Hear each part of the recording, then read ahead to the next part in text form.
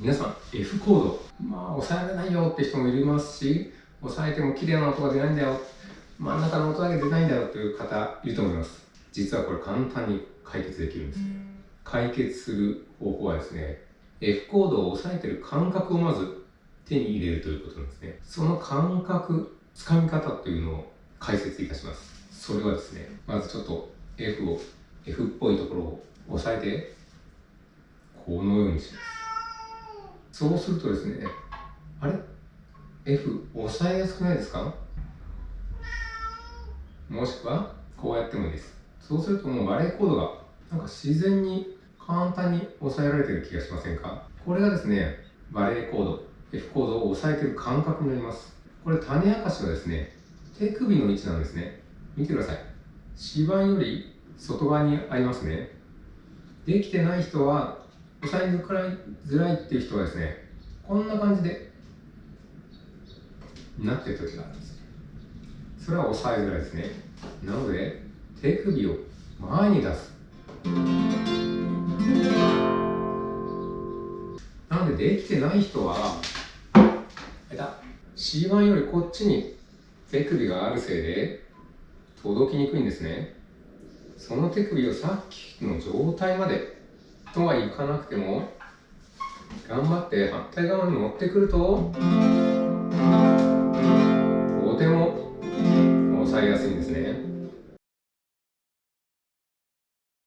これがバレーコード、F コードなどを押さえるときのとても重要な要素になります。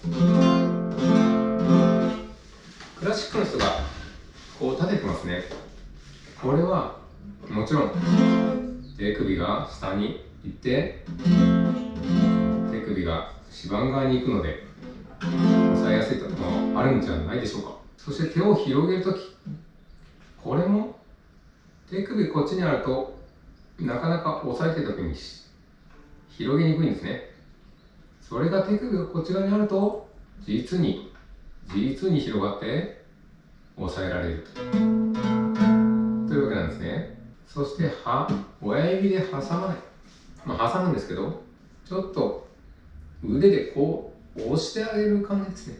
だから親指なくてもある程度なります。それをちょっと親指で支えてあげる感じですね。なので右手の手首は重要ですが、左手の手首の位置をちょっと皆さんちょっとチェックしてみてください。もしかしたらこっちの方にあったりしますか？ロックの人はこうやって押さえますけど、それはちょっと例外ですね。手首をなるべく前の方に持っていて、下側からこう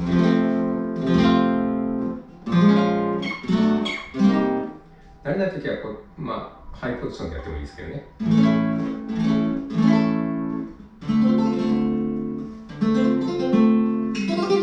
最初の方もなんかぎこちないこんな感じになると思いますが、慣れてくればちょうどいい手首の位置が見つかってくると思います。なのでバレーコードだからといってひたすら人差し指をこうどこかなと探すのではなく、それも重要かもしれませんが、まず手首の位置を持っていってからちょうどいい人差し指の位置を探しましょう。